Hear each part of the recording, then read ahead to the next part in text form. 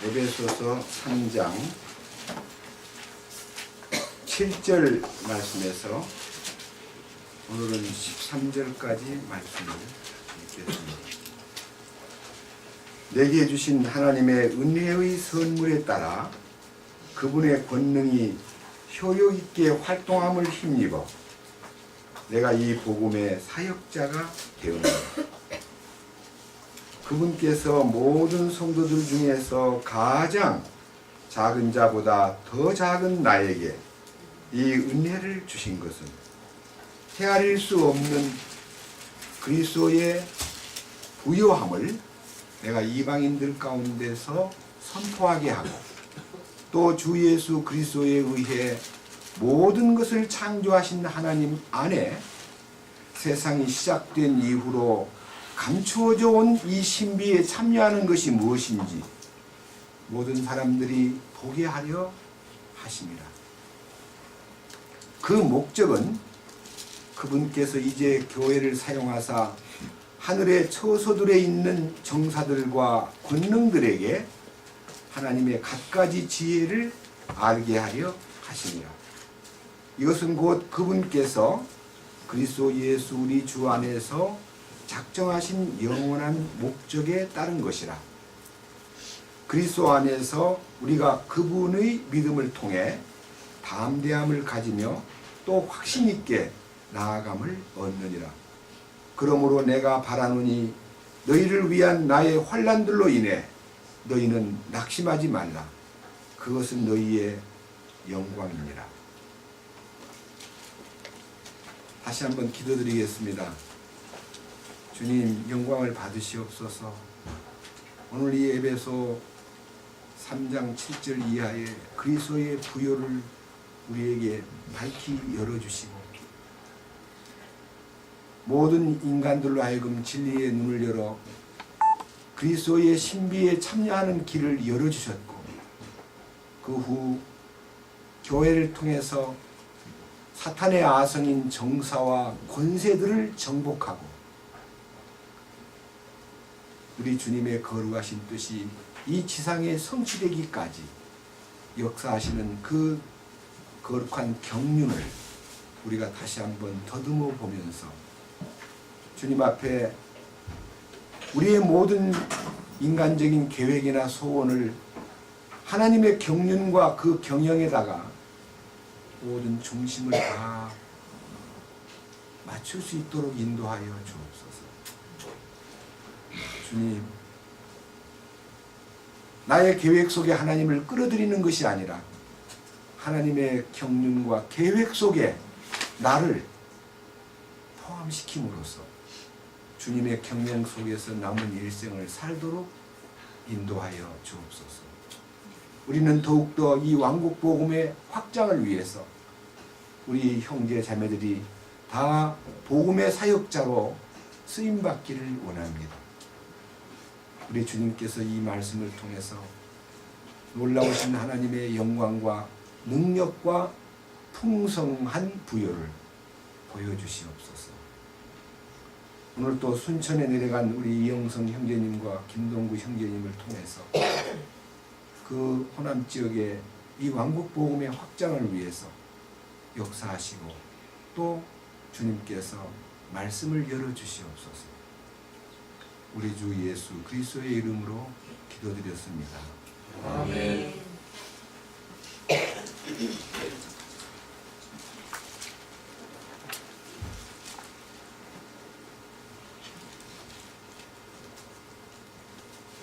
지난 주일에는 우리가 말씀 3장 1절에서부터 6절까지의 내용을 통해서 하나님의 신비에 대해서 말씀을 같이 나누었고 그 하나님께서 이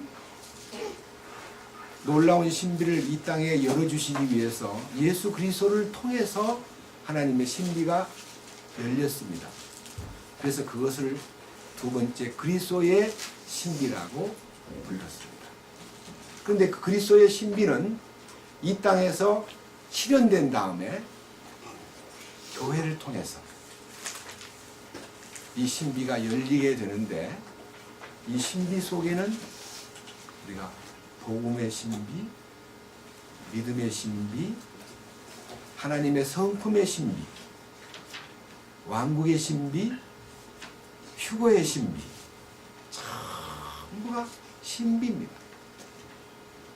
제가 어느 날 우리 기회가 주어진다면 이 조목조목 나타나 있는 신비의 항목들을 가지고 또 한번 말씀을 나누기를 원합니다. 오늘은요 3장 7절에서부터 말씀이 시작되는데, 자, 지금 읽은 말씀을 다시 한번 한 절씩 한 절씩 더듬어 보겠습니다. 에베소서 3장 7절입니다. 내게 주신 하나님의 은혜의 선물에 따라 그분의 권능이 효력 있게 활동함을 힘입어 내가 이 복음의 사역자가 되었노라. 이 말씀은 3장 6절에 있는 말씀하고 접속된 것입니다. 3장 6절에 뭐라고 되어 있는 거 아니요? 이 그리스도의 신비를 통해서 복음으로 말미암아 이방인들이, 그러니까 버림받아서 개나 돼지처럼 취급받던 이방인들이 그리스도의 생명 안으로 들어와 가지고 그리스도 안에서 동료 상속자가 되고, 이 동료 상속자라는 것은요, 우리 모든 인생들은 태어나서 다 상속을 받고자 합니다. 이제 부모가 갖고 있는 재산을 물려받는 것을 상속이라고 합니다. 야곱이는 태어날 때 쌍둥이로 태어났는데 억울하게도 동생이 되어버렸습니다. 같이 나오는데 동생이 나중에 나옴으로 동생이 된 겁니다. 몇 분 차이에. 근데 그 야곱의 마음속에는 일생 동안 형님이 되고 싶은, 상속권자가 되고 싶은 갈망 때문에 엄청나게 머리를 막 씁니다. 어느 날 팥죽을 끓여놨는데 사냥하러 갔더니 형이 아주 기진맥진해가지고 배가 고프니까 동생 야곱에게 팥죽을 좀 더 하니까, 나 그냥 공짜로는 못 줘. 뭐를 주면 주겠니? 그랬더니 형 나한테다가 형을 팔아. 그럼 팥죽 다 줄게. 그러니까 이 에사라는 형은 배가 고프니까 너무 가볍게, 근데 배고파 죽겠는데 무슨 형이고 뭐 나발이고 다 네 가져. 다 네 형 가져. 나는 그냥 네 동생 될게 하고 그 팥죽을 얻어먹었습니다. 어떻게 생각하면 경솔한 행동같이 보이고 조금 너무 상속자의 그 위신과 위치를 너무 소홀히 여겼구나라고 느낄 것으로 사건은 간단히 끝날지 몰라도, 히브리 성경에는 이 에서가 그 행동을 일컬어서 음란을 향하여, 음란, 하나님을 버리고 다른 여자에게 눈을 돌리는 것을 음란이라고 합니다. 다시 말하면 하나님을 배신하고 우상을 섬기는 것, 다른 물질을 따라가는 것을 간음이라고 그러는데,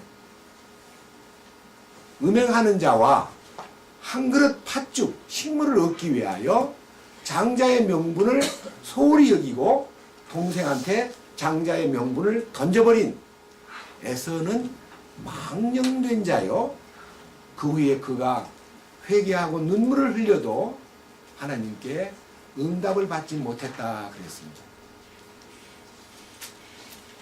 솔직히 이 장자권이라는 것은 비밀입니다. 장자권, 상속권. 여러분, 이스라엘 민족이 이집트에서 430년 동안 노예 생활하다가 하나님의 도우심으로 이제 해방을 받는데, 그 해방 받는 밤이 6월절이었습니다.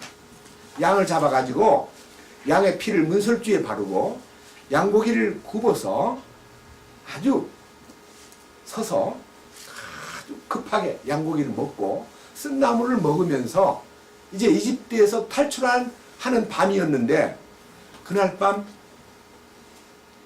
문설주에 피가 발려있지 아니한 이집트의 모든 가구의 장자가 죽었습니다. 그러니까요, 피를 발리운 집안의 장자는 보호를 받고 피가 없는 집안의 장자는 다 죽었습니다.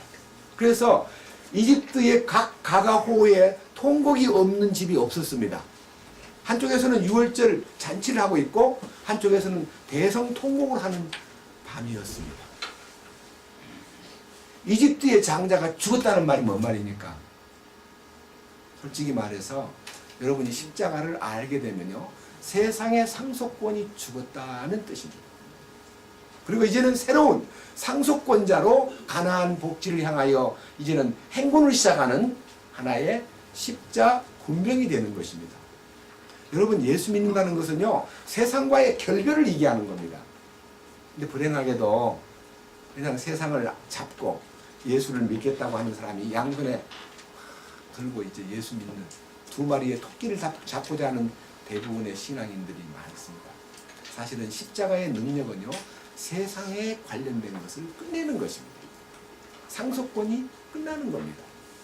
그리고 이제 하늘의 상속권을 바라보고 나아가는 우리가 된다는 것을 보여주는 것입니다. 그리고 장자라는 것은 장자, 예수님입니다. 여러분, 성경에 보면 예수님은 독생자이십니다. 하나님의 아들이에요. 외아들. 근데 하나님의 아들이면서도 사람의 아들로 오셨습니다. 예수님은 하나님의 아들이면서도 사람의 아들. 그래서 사람의 아들이란 말을 우리 옛날 성경에는 인자, 사람 인자에다가 아들 자자를 써가지고 인자 그랬습니다. 근데 그 아들이 십자가에 돌아가셔가지고 많은 아들을 낳음으로써 그분은 이제 장자가 아니고, 독생자가 아니고 장자가 되었습니다. 예수님은 맏아들로 등장했습니다.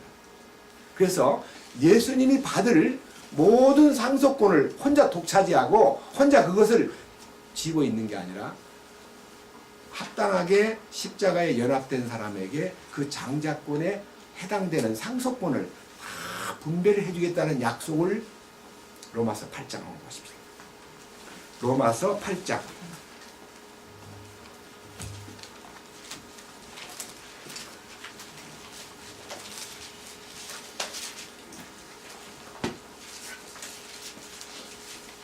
16절입니다.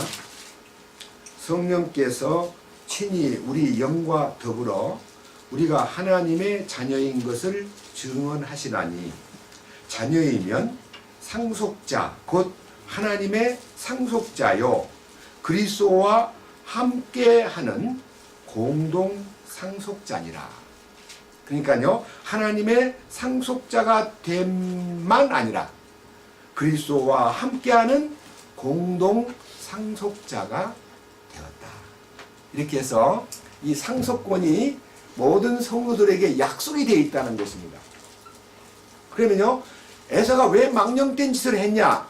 장자권을 팔아먹었다는 말은요, 예수님을 버렸다는 뜻입니다. 그게 바로 망령된 일입니다. 장자권의 소중함을 모르고 장자권을 던져버린 것은요, 바로 예수 그리스도를 팥죽 한 그릇하고 팔아먹은 것과 같다는 것입니다. 그런 면에서 오늘 이 에베소 3장에서 우리가 눈여겨볼 말씀 중에 하나가, 이 신비는 3장 6절에 이 신비는 곧 복음으로 말미암아 이방인들이 그리스도 안에서 동료 상속자가 되고 같은 몸에 속하게 되며, 그러니까 같은 몸에 예수님과 같은 몸이 된다는 것은요, 예수님이 머리 되시고 나는 그의 지체가 되어서 예수님의 운명 안에 붙잡힌 바 된 나 자신의 독립된 몸이 아니라 나는 예수님의 같은 몸에 속한 자가 되었다. 이 한 몸이라는 말은 교회를 물론 의미합니다.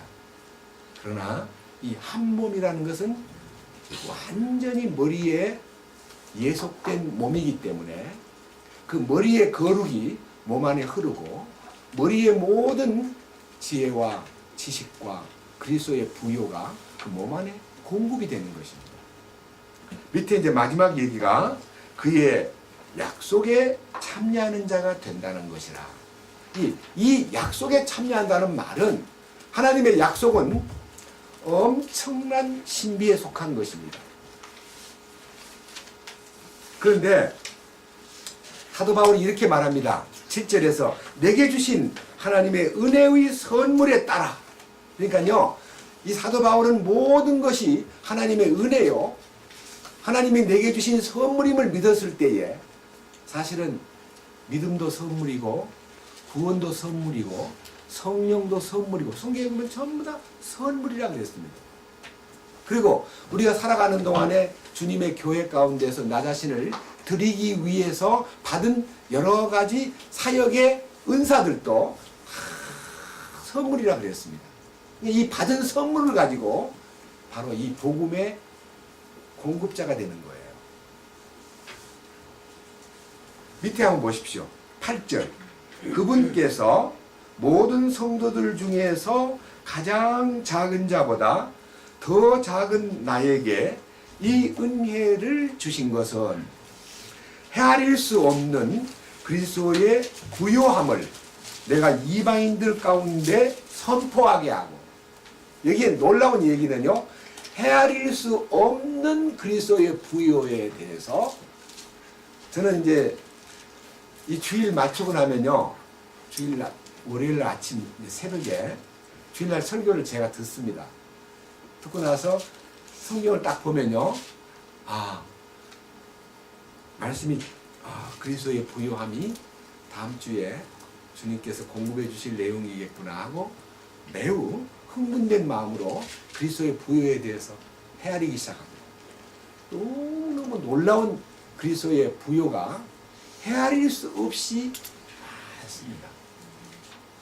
그런데 이상하게 이번 주간에는 말씀을 읽으면서 계속 읽어가는데 테마가 자꾸 바뀌는 거예요. 테마가 밑으로 내려갔습니다. 자, 9절. 또 예수 그리스도에 의해 모든 것을 창조하신 하나님 안에 세상이 시작된 이후로 감추어져 온 이 신비에 참여하는 것이 무엇인지 모든 사람들이 보게 하려 하십니다.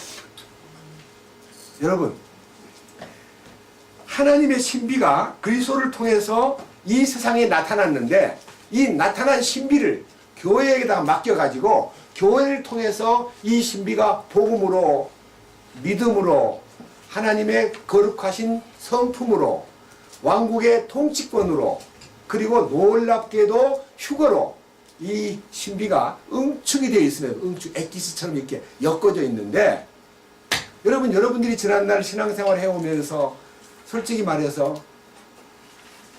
복음의 신비에 대해서는 느낌이 있었습니다. 죄사함 받았다는 신비함에 대해서 참 놀랍고 놀라운 기적이라고 믿었습니다.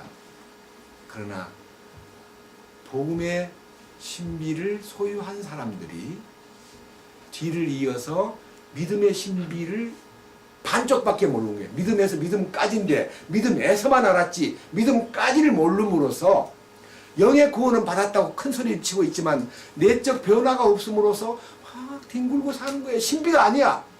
신비가 뒤집어져 버려. 도대체 내가 신앙생활 이게 뭐야? 내가 하나님의 능력 안에 산다는데 왜 이렇게 자빠지고 왜 이렇게 실수하고 왜 이렇게 죄를 지을까?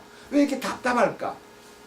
왜 이렇게 내가 더러운 생활을 해야 될까? 하는 자기에 대해서 매우 괴로워할 때에 하나님의 성품의 신비가 열려야 되는데 안 열리는 거예요.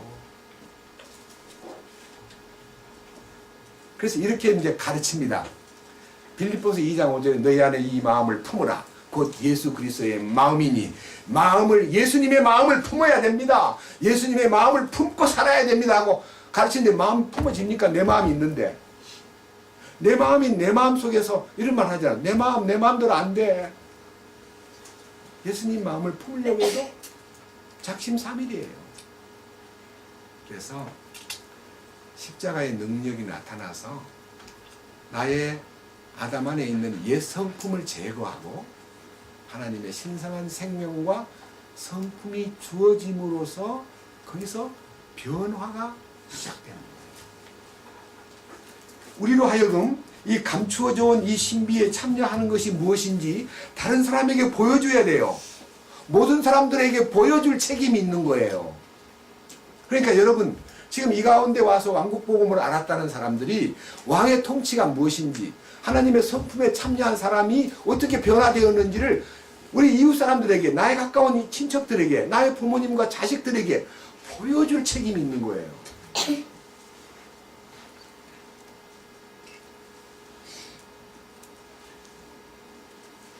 밑에 보십시오.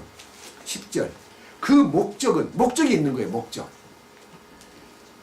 10절. 그 목적은 그분께서 이제 교회를 사용하사, 이게 이제 키워드예요. 교회를 사용하사. 여러분은 교회 가운데 구성원입니다. 교회는 한 사람이 아닙니다.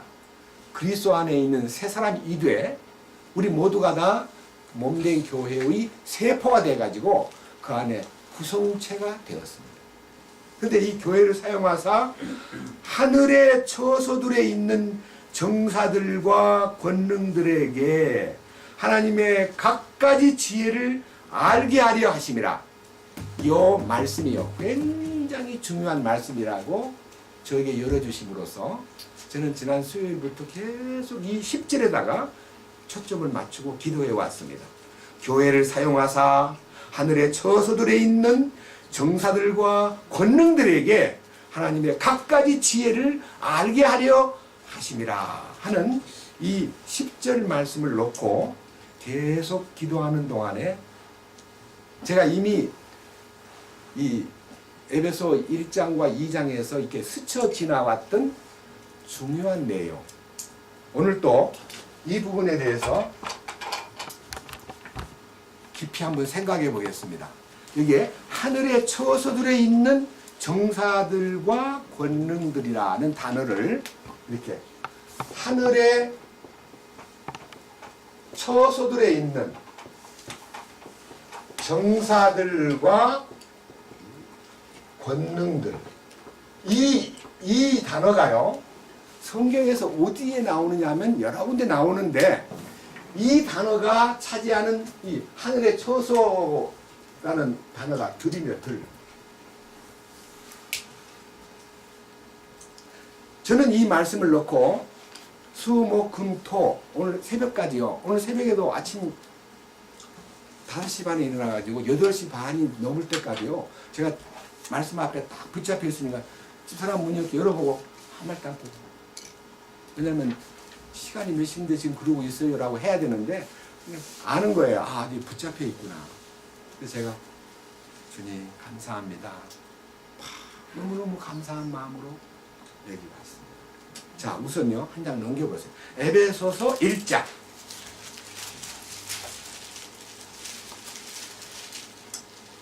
20절입니다. 그분께서 그리스도를 죽은 자들로부터 살리시고, 여기 죽은 자들로부터 살리시고가 뭐냐면 죽었다가 살아나신 그리스도를 말하면서 하늘의 처소들에서 자신의 오른편에 그분을 앉히실 때에 그 권능을 그분 안에서 발휘하사. 자, 그러니까요, 이 자세히 보세요. 그리스도의 죽으심으로 인하여 무엇이 이루어졌느냐? 두 번째, 그리스도의 부활로 인하여 무엇이 이루어졌느냐? 그리스도의 승천으로 인하여 무엇이 이루어졌느냐? 주님의 단독적 행위. 주님의 단독적 행위가 십자가를 통해서 이루어졌습니다. 그것이 여기 나타나 있습니다. 보세요. 21절. 그분을 모든 정사와 권능과 강력과 통치와 이 세상뿐 아니라 오는 세상에서 불리는 모든 이름보다 훨씬 위에 두셨고, 여러분, 이 지상에서 가장 뛰어난 이름을 가진 분 한 분, 예수님의 이름이 죽으심을 통해서, 부활을 통해서, 승천을 통해서 입증되었습니다. 여러분 빌립보서 2장에 보면요, 죽기까지 복종함으로써 십자가에 죽고 그가 다시 살아나서 모든 만유의 뛰어난 이름으로 등극하여 모든 땅에 있는 것이나 땅 아래에 있는 것이나 하늘에 있는 것이나 하늘 아래에 있는 것이나 어떤 것들로 하여금 다 그분 앞에 무릎을 꿇게 하고 그분에게 당신뿐입니다라고 말할 수 있게 결정했다는 거예요. 그러니까 위대한 이름으로 인하여 정사와 권세와 강력과 통치가 22절 뭐라 그랬어요? 모든 것을 그분의 발 아래 두셨으며 그분은 모든 것 위에 머리가 되게 하였고 그것이 바로 교회를 통해서 나타난다 이렇게 예정했습니다. 이해하시죠? 자, 그럼 무슨 말이냐? 제가요, 네, 이쪽에다 쓰겠습니다.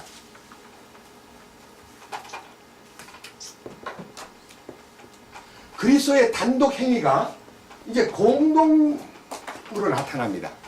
그리스도의 단독 죽으심, 부활하심, 승천하심이 2장 보겠습니다. 2장 2절 지나간 때에는 너희가 그것들 가운데서 이 세상의 행로를 따라 걸으며 공중의 권세 잡은 통치자 곧 지금 불순종의 자녀들 가운데서 활동하는 영을 따라 걸었느니라. 우리는 누구였느냐 하면요, 하늘의 처소들의 일부분인 공중권세 잡은 자 마귀가 세상을 통치하는 거예요. 모든 권능을 쥐고 있는 거예요. 그래서 마지막 뭐라 그랬어요? 인생의 가장 큰 숙제가 뭐예요? 히브리서 2장에 죽음이라 해요. 죽음. 죽음의 세력을 잡은 자는 누굽니까? 마귀예요. 그래서 인간의 가장 큰 숙제가 무엇입니까? 죽는 문제예요. 우리 인간이 죽는다는 것이 가장 무서운 숙제예요. 그런데 예수님의 죽으심을 통해서 죽음의 세력을 딱 끝내고 사탄의 통치권을 끝내고 사탄의 권능도 끝내고 그 다음 보세요. 뭐라 되어 있니? 4절 국률이 풍성하신 하나님께서 친히 우리를 사랑할 때 보여주신 자신의 크신 사랑을 인하여 심지어 우리가 죄들 가운데에서 죽었을 때에 우리를 그리스도와 함께 살리셨고 너희가 은혜로 구원을 받았느니라. 또 함께 일으키사 그 다음 뭐라 했어요? 그리스도 예수님 안에서 함께 우리를 하늘의 처소들에 함께 앉히셨으니 여기에 공동이라는 단어가 together 함께 이 함께라는 단어가 제가 이 에베소서의 특징 있는 단어라고 말씀을 드린 적이 있습니다. 함께 죽으심에 연합하고 부활에 연합하고 승천에 어떻게 돼서 여기요 함께 하늘의 처소들에 함께 앉히실 거예요. 앉히셨어요. 앉히셨습니다. 승천도 함께요. 예? 아니 몸이 승천하는 거예요. 머리만 승천하는 거예요. 몸과 머리가 같이 붙어서 승천하는 거지. 예수님이 머리만 승천했습니까? 그 몸이 바로 우리 자신이 거기 들어있는 거예요. 이 신비예요. 예수님이 승천하실 때 예수님이 머리만 올라간 게 아니라 예수님 머리와 몸이 올라갔는데 그 몸이 내 몸이다 이거예요. 나도 그 안에 하나다 이거예요. 영광스러운 승천에 함께 함으로써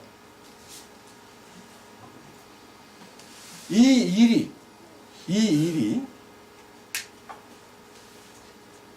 다시 돌아갑니다. 본문 에베소서 3장 10절 그 목적은 그분께서 이제 교회를 사용하사 하늘의 처소들에 있는 정사들과 권능들에게 하나님의 갖가지 지혜를 알게 하려 하심이라.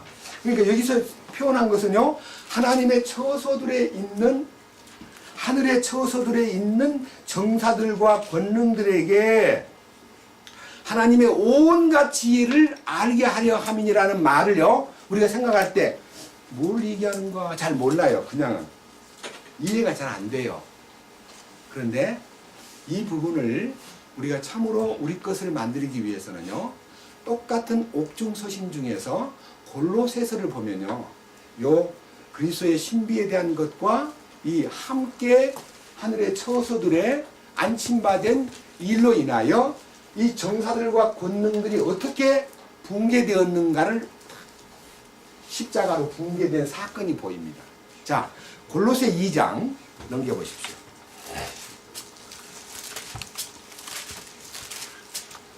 골로새서 2장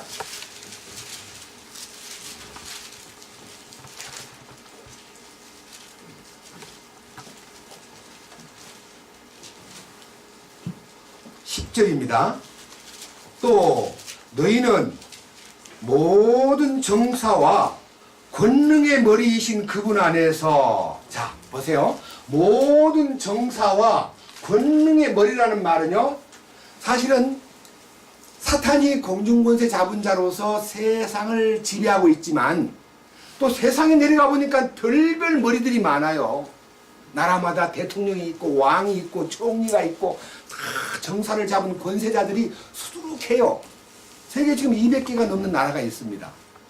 그런데 그 머리 위에 사탄이 전부 다 조종하고 세상의 모든 정사와 권능을 조종하고 있는데, 주님이 십자가에 딱 운명하실 때에 그 정사와 권능의 머리를 깨버리고 당신이 머리가 되신 거예요. 예? 그래서 모든 정사와 권능의 머리 되신 그분 안에서 완벽해지게 하기 위해서 우리로 하여금 11절 또한 그분 안에서 그리스도의 할례로 말미암아 육신의 죄들에 속한 몸을 벗어버림으로 손으로 하지 않은 할례로 할례를 받았느니라. 너희가 침례 안에서 그분과 함께 묻혔고 그분을 죽은 자들로부터 살리신 하나님의 활동에 대한 믿음을 통해 침례 안에서 또한 그분과 함께 뭐하였느니라? 그러니까요, 죽고 부활하는 것이 침례를 통해서 나타나는데, 이 연합이 주님 안에서 아까 말한 공동 십자가, 공동 부활, 공동 승천이 우리에게 허락이 되었다는 것입니다. 여러분, 승천하실 때 예수님만 생각하고 머리와 몸에 붙어있는 그 몸에 내가 있다는 걸 느끼듯이 십자가에 달리신 주님 안에 누가 있어요? 내가 있어요? 없어요? 우리는 그게 신비예요. 내가 거기 가지도 않았는데 왜 거기 내가 있냐? 그 하나님의 신비에 속한 그것이 바로 그리스도의 풍성인 거예요. 밑에 보세요. 그래서 자 13절 또 너희의 죄들과 너희 육체의 무할례 가운데서 죽었던 너희를 하나님께서 그분과 함께 살리시고 너희의 모든 범법을 용서하셨으며 우리를 대적하고 우리를 반대하던 규례들을 손으로 기록한 것을 지우시고 그것을 길에서 치우사 그분의 십자가에 못 박으셨으며, 이 말은요, 인간을 향하여 요구하고 있는 모든 규례와 법도, 많은 하나님의 법들이요, 십자가에서 그냥 같이 처리가 된 거예요. 아멘. 그 다음 밑에 뭐라 그랬어요? 자, 다 같이 15절. 다 같이 큰 목소리로 정사들과 권능들을 벗기사 십자가 안에서 그들을 이기시고 됐습니다. 자, 뭐라 그랬어요? 정사와 권능을 십자가 안에서 어떻게 해버렸다 했어요? 예? 권능을 벗긴다는 말은요, 사람의 통치권에서 분리시킨 거예요. 이스라엘 민족이 이집트에서 나올 때요, 바로의 통치권에서 벗어남과 똑같이 사탄의 지배하에 있던 우리들을요, 그 십자가의 능력으로 우리를 다 끄집어낸 거예요. 그 다음 뭐라 그랬어요? 벗긴 것만 아니고, 권능과 정사를 벗긴 것만 아니고 십자가 안에서 그들을 이기시고, 그 다음 마지막 얘기는 참 너무 놀라운 얘기입니다. 뭐라 그랬어요? 공공연히 그들을 구경거리로 삼으셨느니라. 이게 뭔 말인지 아세요? 십자가의 승리가 눈에는 안 보여요. 근데 눈을 뜬 우리들에게 마치 뒤따라오던 바로의 군대가 전부 다 홍해에서 몰살당하는 모습을 건너편 강원도에서 저들이 다 물속에서 죽었구나. 공공연히 구경거리를 삼았다는 겁니다. 그 많은 이집트의 군대와 바로 왕이 그 바다 홍해를 건너는 이스라엘 민족이 딱 언덕에 섰을 때 전부 다 몰살돼가지고 막 떠밀려가면서 죽어가는 모습을 보면서 찬송을 불렀던 겁니다. 공공연히 구경거리로 삼으셨다. 그래서 여러분 성경 가운데서 이런 부분들이 신비이기 때문에 구석구석에 조금씩 표현은 되어 있는데 우리가 포착하지 못한 채 신앙생활을 해왔습니다. 하나 더 봅시다. 고린도전서 15장 조금 앞으로 넘기셔가지고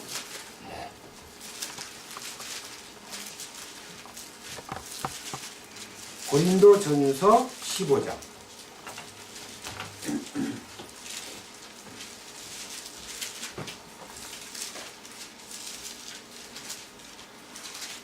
21절 사망이 사람을 통해 임한 것 같이 죽은 자들의 부활도 사람을 통해 임하였나니 아담 안에서 모든 사람이 죽는 것 같이 그리스도 안에서 모든 사람이 살게 되리라. 그러니까 아담의 운명, 여러분 아담이 선악과 따먹었을 때 나는 어디 있었습니까? 나는 이 세상에 없었습니다. 근데 왜 아담이 지은 죄가 내게 해당이 됩니까?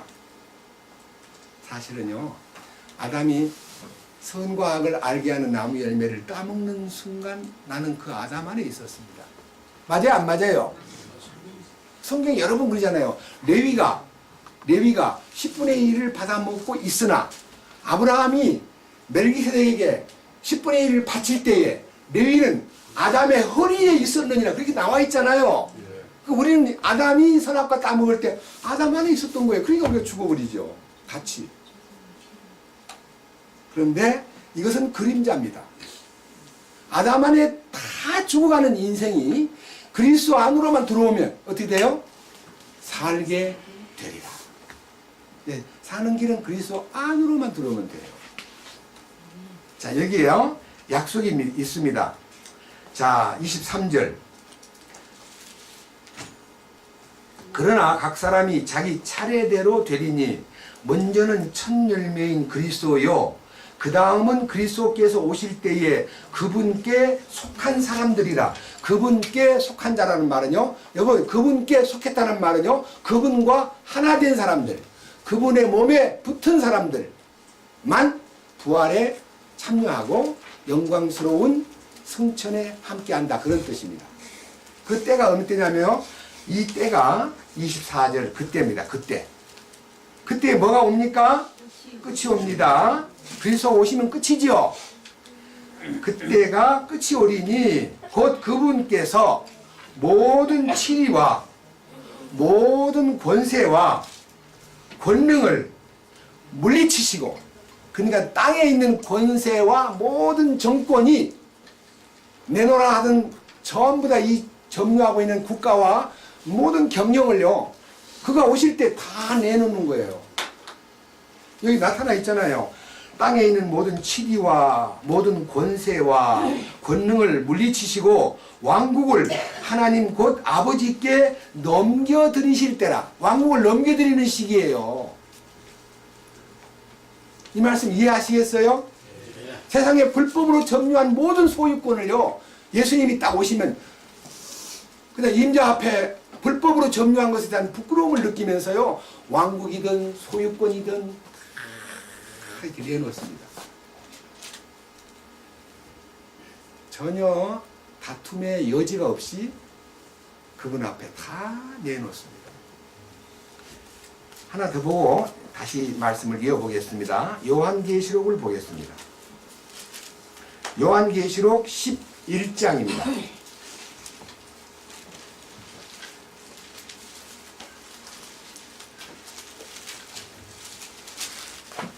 요한계시록 11장 15절입니다.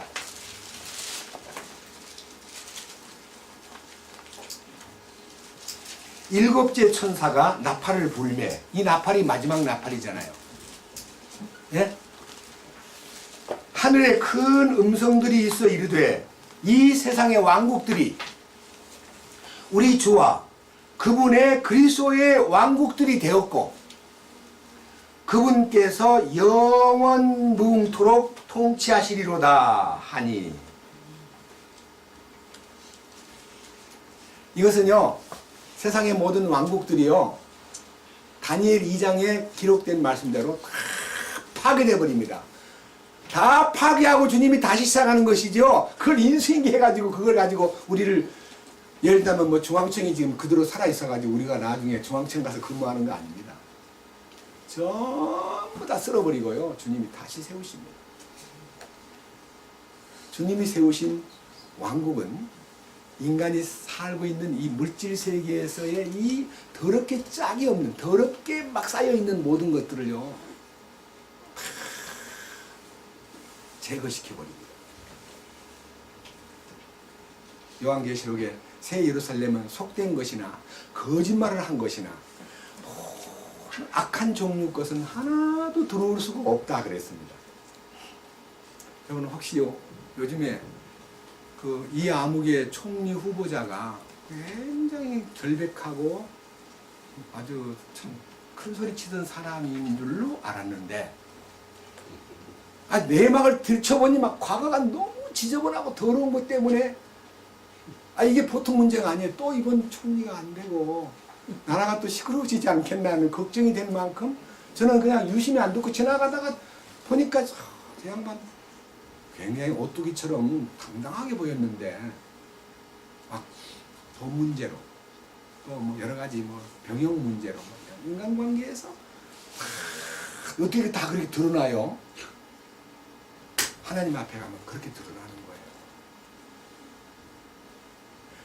거예요. 그런데 저는요, 이 단독으로 행하신 사건에서 이 사탄의 아성이, 하늘의 처소인, 요 하늘의 처소가요, 삼층천인데요, 요 인간이 있는 곳, 이 대기권 안에 있는 이 첫째 하늘, 대기층에 있는 하늘, 그 다음에 하늘들의 하늘, 이건 우주의 하늘입니다.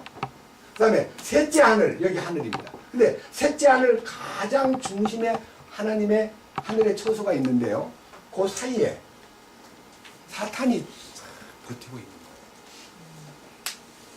거예요. 이 사탄을요, 이 인간과 하나님 사이에는 이 사탄의 어떤 그 활동과 능력을 깨버리지 않으면요, 구원의 역사가 나타나지 않기 때문에 사탄의 소위 말하는 아상을 붕괴시키는 작업이요, 십자가 사건 때 탁 일어났습니다. 마태복음 27장을 보겠습니다. 마태복음 27장.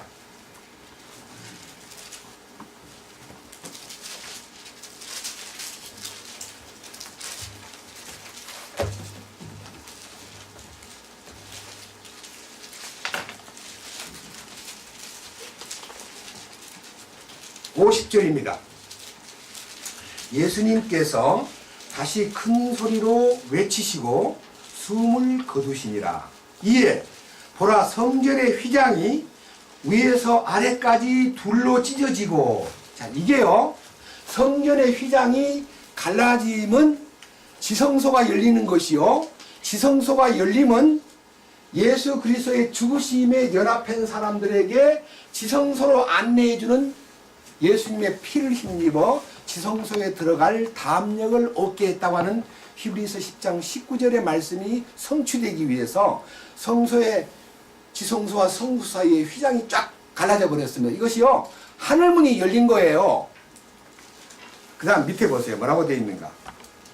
땅이 진동하며 바위들이 터지고. 땅이 흔들리면서 바위가 터진 것이 뭡니까? 사탄의 기반이 붕괴된 겁니다. 사탄의 기반.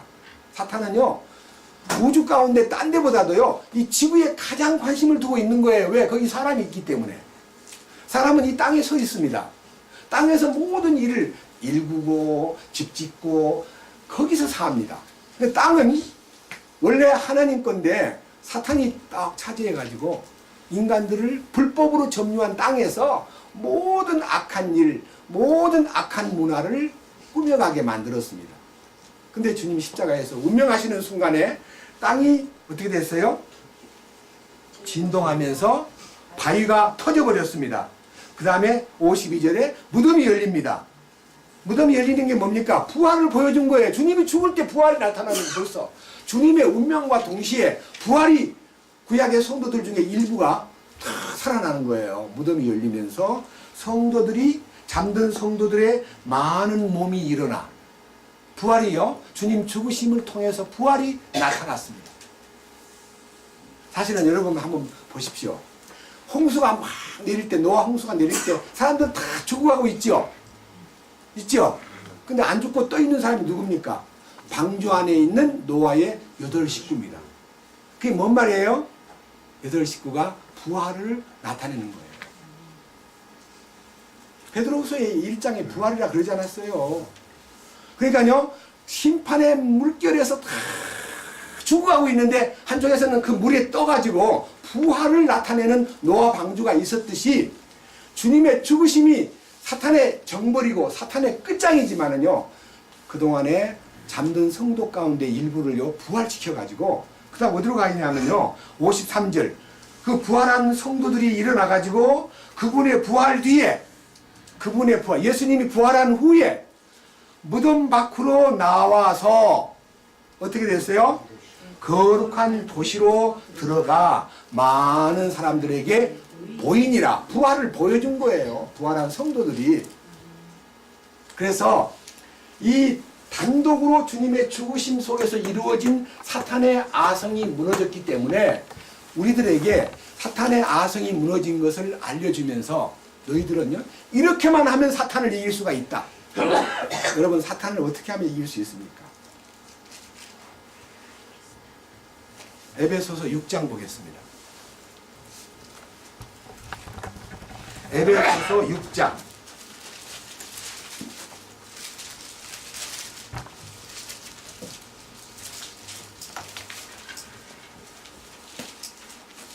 12절입니다.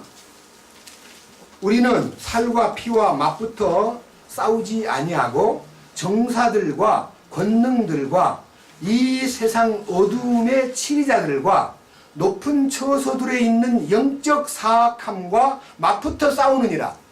사탄의 아성은 무너져 가지고요. 사탄이 솔직히 말해서 있을 곳을 찾지 못해서 사탄은 막 지금 돌아다니는 거예요. 예? 사탄의 아성은 깨져버렸기 때문에 막 우는 사자같이 두루다니며 삼킬자를 찾고 돌아다니는 거예요. 그런데 사탄의 강력한 힘과 지배력은 이미 사라져버렸고 권위는 잃어버렸습니다. 권위를 잃어버렸는데 우리가 이 영적 사악함이라는 것이 주님이 경륜이 완성될 때까지는 약간의 유효기간, 그러니까 이미 그들은 십자가에서 끝이 났지만 사탄의 활동기간에 남은 잔여기간이 이 시대의 우리의 모든 역사의 현장 속에 펼쳐지고 있는 많은 죄악된 양상들이요 사탄의 작품들입니다. 근데 우리가요 기본적으로 사탄의 이 정사와 권세와 어둠의 치리자들과 영적 사악함과 맞붙어 싸움을 해야 되는데 이 싸움은 다른 싸움이 아닙니다. 무장이 첫째 뭐라 그랬습니까?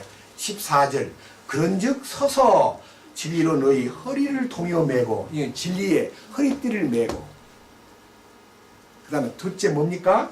의의 흉갑을 입으며 셋째는 복음의 신발을 신고 넷째는 16절에 믿음의 방패를 취하여 모든 사악한 자의 불화살을 끄며 그 다음에 17절에 구원의 투구와 성령의 검 곧 하나님의 말씀을 취하라. 이게 바로요 그리스도인이 마귀를 이기는 무장입니다. 이런 무장 없이 마귀를 이길 수가 없습니다. 그냥 어떤 기도원에 가보면요 막 사탄아 물러가라고 막 소리 지르고 막 빡빡 사람을 막 갈아뭉개는 것처럼 하는데 그렇게 해서 마귀를 쫓는 게 아니고요. 첫째는 진리의 허리띠를 메고 두 번째는 의의 흉갑, 이 갑옷을 입듯이 흉갑을 의로 흉갑을 삼고, 그 다음에 세 번째는 복음의 신을 신고, 네 번째는 믿음의 방패를 갖고, 다섯 번째는 구원의 투구를 쓰고, 여섯 번째는 성령의 검을 가져라. 그죠? 그리고 이제 마지막 얘기는요, 18절. 모든 기도와 간구로 성령 안에서 항상 기도하되 하는 이 기도가 무기예요. 모든 기도를 통해서 사탄의 역사가 넉넉히 이기는 거예요. 그래서 말씀을 가까이 하고, 그 다음에 기도 생활을 끊임없이 하면서 주님이 원하시는 구원의 투구, 머리는 구원의 투구입니다. 구원 받았다고 하는 것을 잊을 수 없는 기억 속에다가 저장하는데, 사탄은 머리를 치려고 그럽니다. 근데 구원의 투구를 딱 쓰면은 머리를 절대 쏠 수가 없습니다. 의의 흉갑, 주님의 의로 무장하면 아무리 불화살을 쏘아도 의의 흉갑을 뚫고 들어갈 수가 없습니다. 더군다나요, 방패는요, 왼손에는 방패를 쥐고 오른손에는 검을 들었습니다. 그러니까 화살이 날라오면 그 화살은 어떤 화살도 뚫을 수 없는 믿음의 방패입니다. 믿음의 방패로 화살을 막으면요, 그거 딱 화살이 떨어져 버립니다. 믿음의 방패. 그 다음에 성령의 검. 성령의 검은요, 아무데나 휘저어서는 안 됩니다. 주님이 필요하다고 느낄 때만 성령의 검을 사용하는 거예요. 베드로처럼 그냥 자다가 깨가지고 그냥 말고의 귀를 자르는 식의 성령의 능력은 그렇게 살상하고 사람을 해코지 하는 거 아닙니다. 성령의 검은 마귀를 공격하는 무기인 것입니다. 그래서 여기에 이러한 관계가 우리한테 열려 있기 때문에 로마서 8장 그러면 우리는 우리 신앙생활에서 굉장히 고매하고 그 거룩한 성령의 인도를 받는 영적인 승리에 대해서 기록한 말씀에서 결론을 이렇게 내렸습니다. 결론을. 로마서 8장 잠깐 보겠습니다.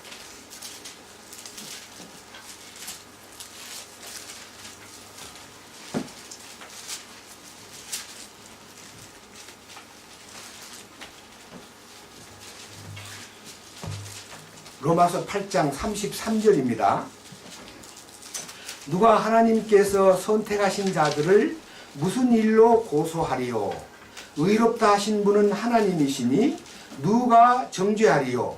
죽으신 분은 그리스도시요 참으로 다시 일어나신 분은 그리스도시니 그분께서는 바로 하나님의 오른편에 계시며, 여기에 34절에 죽으신 분 그리스도, 부활하신 분도 그리스도, 승천하신 분도 그리스도, 우리를 위하여 중보하시는 분이 그리스도다. 그러니까 완전히요, 주님의 죽으심과 부활과 승천의 역사가 우리를 보장하고 있기 때문에. 그 다음 35절, 누가 우리를 그리스도의 사랑에서 떼어놓으리요? 환난이나 곤경이나 핍박이나 기근이나 벌거벗음이나 위험이나 칼이랴. 여기 말하는 것은요, 생활 환경, 인간 조건들을 말합니다. 근데 밑에 가가지고요, 38절 보세요. 내가 확신하노니 사망이나, 죽음이 내 앞에 지금 몰려온다. 암 진단을 받고 당신은 며칠 못 산다 하는 말을 들어도요, 나는 그 사랑 안에서 그것을 이길 수 있는 겁니다. 그 병을 이길 수 있습니다. 사망이나, 그 다음에 생명이나, 그 다음 뭐라 그랬어요? 천사들이나, 이 천사는 사탄을 말합니다. 그 다음 뭐라 했어요? 정사들이나, 또 권능들이나, 여기 나타나죠. 이 정사와 권능들은 사탄의 정권을 잡고 있고 권능을 발휘하고 있는 이 눈에 보이는 가시적인 권능의 양상들을 사탄이 잡고 있는 정사들과 권세들이라고, 권능들이라고 표현했습니다. 그러니까 사탄이 아무리 공격을 하고 아무리 현재 있는 것들이나 장래에 있을 것들이나 높음이나 깊음이나 다른 어떤 창조물이라도 능히 우리를 그리스도 예수 우리 주 안에 있는 하나님의 사랑에서 떼어놓지 못하리라. 옛날 성경에는 끊지 못하리라 그랬습니다. 그러니까요, 사탄이 아무리 우리한테 발광을 하고 더해들어도 우리를 그리스도의 사랑에서 끊을 수가 없습니다. 이런 놀라운 약속이 본문 돌아갑니다. 에베소서 3장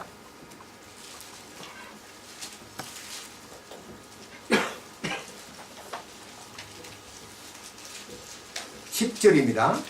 그 목적은 그분께서 이제 교회를 사용하사 하늘의 처소들에 있는 정사들과 권능들에게 하나님의 갖가지 지혜를 알게 하려 하심이라. 이것은 곧 그분께서 그리스도 예수 우리 주 안에서 작성하신 영원한 목적에 따른 것이라. 하나님의 영원한 목적이 있기 때문에 이 목적이 이루어지기 위해서는요, 이런 모든 성도들을 싸고 있는 문제들을 다, 죄의 문제, 성품의 문제, 통치권의 문제, 모든 사탄의 간섭, 사탄의 유혹, 사탄의 온갖 공격을 다 제거해 놓으셨다는 것입니다. 우리 가운데 어떤 사람이 마음속에서 견딜 수 없는 어떤 환경에 빠져가지고 폭발을 했다 할지라도요, 그 실수를 주님이 마귀가 빙자해가지고 어둠으로 몰고 갈지라도요, 얼른 주님 앞에 손들고, 주님, 제가 잠시 눈을 돌이켜 주님을 바라보지 않고, 베드로같이요. 여러분, 베드로가요 성질이 참 급하기 때문에 주님이 막 풍랑 속에 오십니다.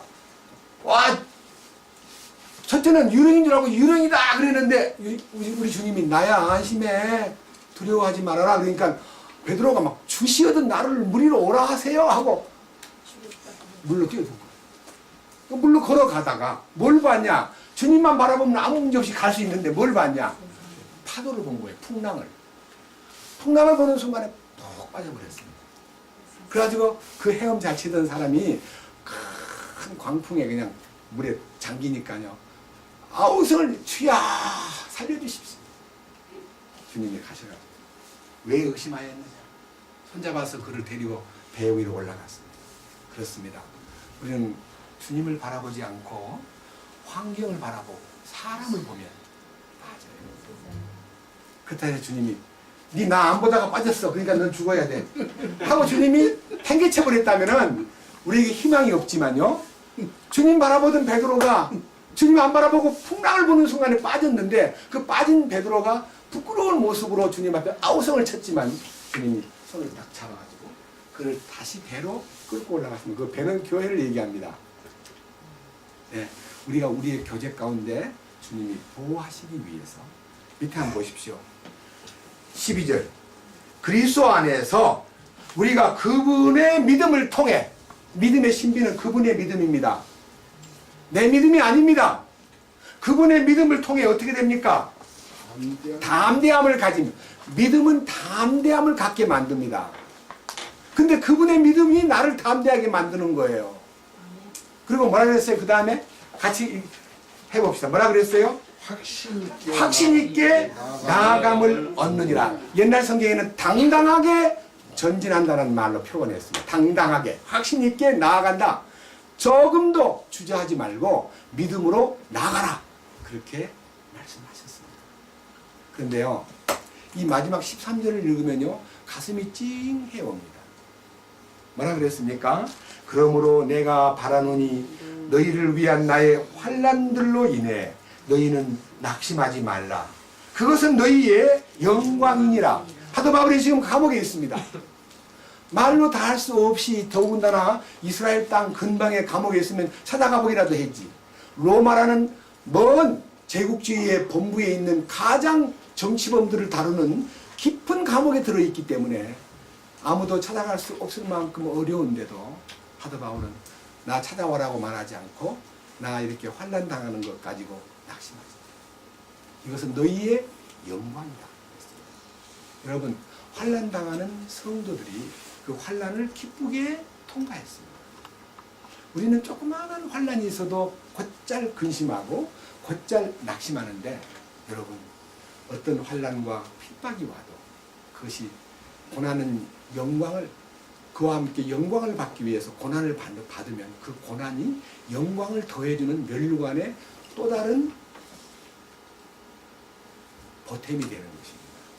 그래서 우리가 이 교회 가운데 허락하신 신비에 참여하기 위한 그리스도의 부요를 우리가 지금 접촉하고 있습니다. 저는요, 오늘 아침 이제 성경 새벽에 보다가 지체한 시간 중에 중요한 얘기를 여기 소급에서 올라가서 한번 보겠습니다. 3장 9절입니다. 3장 9절.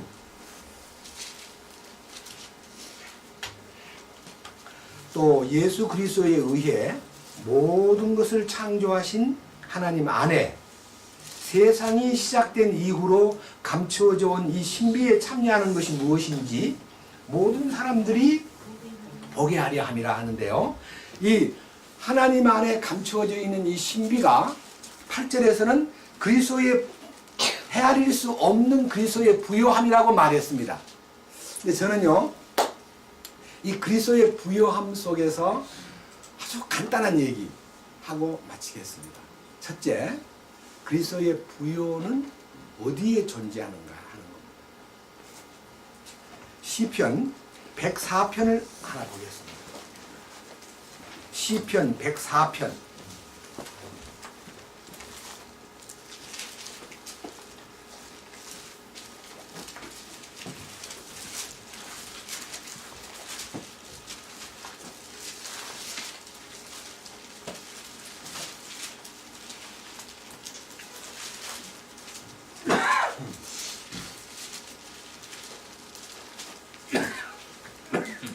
시편 104편이요.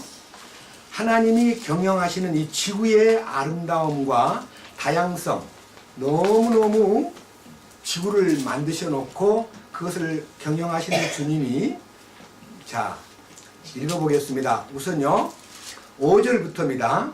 땅의 기초들을 놓으사 그것이 영원히 움직이지 아니하게 하셨도다.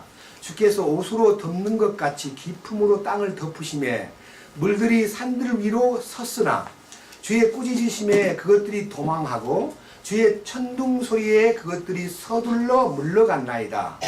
그것들이 산들을 따라 오르고 골짜기들을 따라 내려가 주께서 그것들을 위하여 기초를 놓으신 곳에 이르나이다. 주께서 경계를 정하사 물들이 넘어가지 못하게 하시며 그것들이 다시 돌아와 땅을 덮지 못하게 하셨나이다. 그분께서 골짜기들의 샘들을 보내심에 그것들이 산들 사이로 흐르고 들의 모든 짐승에게 마시게 하심으로 들나귀들이 갈증을 풀며 하늘의 날짐승들도 그것들 곁에 자기 처소를 마련하고 가지들 사이에서 지저귀리로다. 그분께서 자신의 방들에서부터 산들에 물을 부어주시니 땅이 주께서 행하시는 일들로 열매로 만족하나이다. 그분께서 가축이 먹을 풀과 사람이 쓸 채소를 자라게 하시며 땅에서 음식이 나게 하시되 사람의 마음을 즐겁게 하는 포도즙과 사람의 얼굴을 빛나게 하는 기름과 사람의 심장을 강하게 하는 빵이 나게 하시는도다. 주의 나무들에는 수액이 가득하니 곧 그분께서 심으신 레바논의 백향목들이로다. 새들이 거기에 둥지를 틀며 황새로 말하자면 전나무가 그것의 집이로다. 높은 산들은 들염소들의 피난처요 바위들은 산토끼들의 피난처로다. 그분께서 계절들을 위해 달을 지정하셨으며 해는 자기의 지는 것을 아는도다. 주께서 어두움을 만드사 밤이 되게 하시오니 숲의 모든 짐승이 밤에 기어나오나이다. 젊은 사자들이 자기들의 먹이를 쫓아가며 울부짖고 하나님께 자기들의 먹을 것을 구하다가 해가 뜨면 함께 모여 자기들의 굴 속에 누우며 사람은 자기 일로 나아가 저녁까지 수고하는도다. 여기에요, 삼라 만상의 모든 구조를요 전부 다 하나님이 설계해가지고 산도 만들고 골짜기도 만들고 물도 보내고 샘도 솟게 하고 거기에 가축을 풀어놓고 채소가 자라게 하고 식물이 크게 하고 심지어는요 사자가 21절 젊은 사자들이 자기들의 먹이를 쫓아가며 울부짖고 그 다음 뭐라 그랬어요? 하나님께 자기들의 먹을 것을 구하다가, 그러니까 사자도 우리말로 기도를 하는 거예요. 하나님 먹을 것 좀 주세요. 먹을 것이 없습니다. 이렇게 짐승들이 하나님에게 구한다는 것입니다. 저는 이 사자들이 울부짖다가 하나님께 자기들의 먹을 것을 구하다가 그 다음 25절 이 크고 넓은 바다도 그러하오니 그 안에는 기어다니는 것들 곧 작고 큰 짐승이 무수하나이다. 거기에는 배들이 다니며 주께서 만드사 그 안에 놀게 하신 저 리오야단이 있나이다. 이것들이 다 주께서 적당한 때에 자기들에게 먹을 것을 주시도록 주를 바라나이다. 그러니까요, 모든 바다의 어족들도요 다 하나님 주시는 것을 바라고 산다는 것입니다. 그런데 이 얘기를 읽다가요, 저는 하나님의 이 풍성과 부요가, 헤아릴 수 없는 그리스도의 부요가 여기 24절에 나타나 있습니다. 자세히 들어보세요. 오 주여, 주께서 행하신 일들이 어찌 그리 많은지요. 주께서 지혜로 그것들을 다 만드셨사오니 주의 부요하심이 땅에 가득하나이다. 그러니까요, 눈만 뜨면, 하나님의 경영에 대하여 눈만 뜨면 온 천지가 하나님의 부요로 채워져 있다는 걸 느끼게 됩니다. 이건 이제 육신적인 겁니다. 영적인 눈을 뜬 사람만 그것이 보입니다. 그런데요, 예수님 얘기를 들어봅시다. 누가복음 12장에요 예수님이 뭐라고 말씀하셨냐면요, 누가복음 12장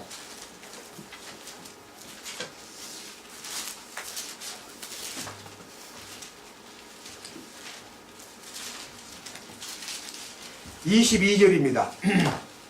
또 그분께서 자기 제자들에게 이르시되 그러므로 내가 너희에게 이르노니 너희 생명을 위해 무엇을 먹을까 몸을 위해 무엇을 입을까 염려하지 말라. 생명이 음식보다 소중하며 몸이 옷보다 소중하니라. 까마귀들을 생각해보라.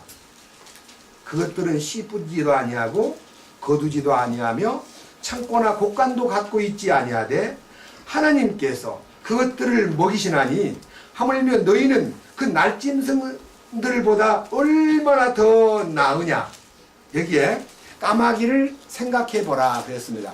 근데요, 여러분 그냥 까마귀만 생각하면 아무것도 답이 안 나와요.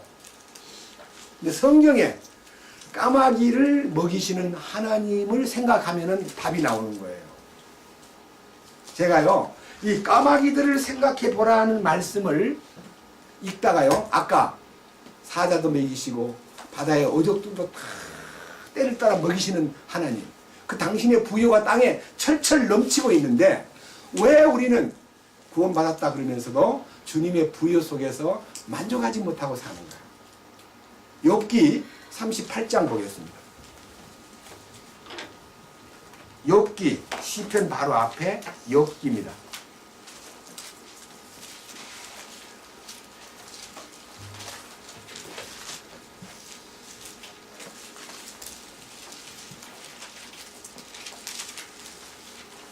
욥기 38장 39절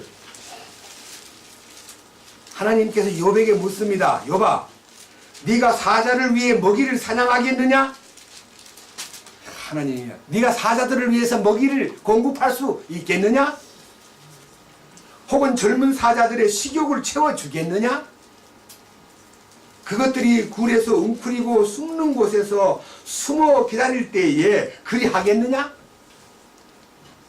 까마귀 새끼들이 하나님께 울부짖으며 먹을 것이 없어 헤맬 때에 누가 까마귀를 위해 그것에 먹을 것을 마련해 주느냐? 까마귀를 먹이를 준비해 주신 분이 하나님이시다는 것을 나타내신 거예요. 여러분 한번 물어봅시다. 까마귀는 심부름을 잘해요. 엘리야가요, 아합왕에게 쫓겨다니면서 막 흉년이 들어가지고 막 그리 시냇가에서 물이 말라버리고 막 엄청 고통을 받고 있을 때 아무것도 갖고 있는 것이 없었습니다. 근데 까마귀가 계속 빵을 물고 오는 거예요. 하나님이 까마귀한테 빵 물어다가 엘리야를 적대하라. 그래서 까마귀가 빵을 물고 가서 엘리야를 접대했어요. 까마귀는 하나님의 심부름도 합니다. 자, 까마귀까지도 걱정하시는 하나님인데 우리 삶이 그 그리스도의 부여 속에 산다고 하면서 그리스도의 신비를 알았다고 하면서 사소한 일, 쬐까만한 어떤 고통이 올 때에 너무 쉽게 낙심하고 째째하게 그냥 이상하게 풀이 죽어가지고 기운이 없어져 버리고 그것 볼 때 여러분 짐승도요 까마귀도 낙심하지 않습니다. 아이고 먹을 것이 없어 어떡하노 이렇게 하지 않습니다. 그냥 까까 그래요. 뭐야 하나님 나 먹을 것이 지금 없네요. 분명히 있잖아요. 이거 보세요. 41절 까마귀 새끼들이 하나님께 울부짖으며 먹을 것이 없어 헤맬 때에 그 대신요 까마귀는 헤맨다는 말은 다닌다는 뜻이에요. 그냥 까마귀가 나무 위에 앉아가지고 까까 하다가 죽는 게 아니고 먹을 것을 찾는 거예요. 그래서 공중나는 새를 보라. 여러분 우리가요 절대로 우리에게는 모든 짐승들보다 훨씬 더 신성한 하나님의 사랑의 대상으로 우리를 만드셨기 때문에 우리는 주님만 바라보면 모든 문제가 풀립니다. 이 교회 가운데 주님의 신비를 맡겼기 때문에 이 신비 안에서 복음을 갖고 이 신비 안에서 주님의 믿음 안에 살고 하나님의 성품의 놀라운 신비를 소유한 채 산다면 당신의 통치권과 실제를 우리가 생활 속에서 누리면서 주님 다시 오실 그날을 바라보는 신부의 단장에 여념이 없이 살 수가 있습니다. 주님을 찬양합니다. 주님 감사합니다. 오늘 또 이 말씀을 통해서 우리에게 그리스도의 신비를 교회 가운데 맡기셨고 사탄의 아성은 무너졌으며 우리 주님께서 그 붕괴된 사탄의 아성을 우리가 두려워하거나 겁내지 말고 우리 주님의 진리의 허리띠로 무장하고 의의 흉배를 붙이며 구원의 투구를 쓰고 믿음의 방패와 그리고 성령의 검을 들고 복음의 신을 신고 담대히 나아갈 때에 기도를 통해서 사탄의 역사를 충분히 물리칠 수 있고 주님의 능력 안에서 이기는 자가 될 수 있다는 놀라운 약속을 감사드립니다. 오늘 이 시간도 우리에게 이 교회가 맡고 있는 이 거룩한 사명을 우리가 다 감당할 수 있도록 먼저 우리가 내부적으로 확실하게 이 말씀 위에 굳게 서서 헤아릴 수 없는 그리스도의 부요를 우리가 우리 주변에 있는 작은 활동을 통해서도 하나님이 수천 년 동안 이 모든 우주 만물을 다스리시고 그 안에 살고 있는 모든 벌레 한 마리도 하나님이 다 기르셨다면 우리가 이 땅에서 만물의 영장된 인간으로서 우리의 사명과 우리의 모든 받은 바 은혜를 이 땅에 나타내기 위해서 존재하는 우리들에게 성령으로 채워주실 줄 믿습니다. 주님의 부요가 우리에게 열려있다는 것을 확신합니다. 담대함과 확신 있는 믿음을 갖고 우리 주님을 따르도록 이끄시옵소서. 우리 주 예수 그리스도의 이름으로 기도드렸습니다. 아멘.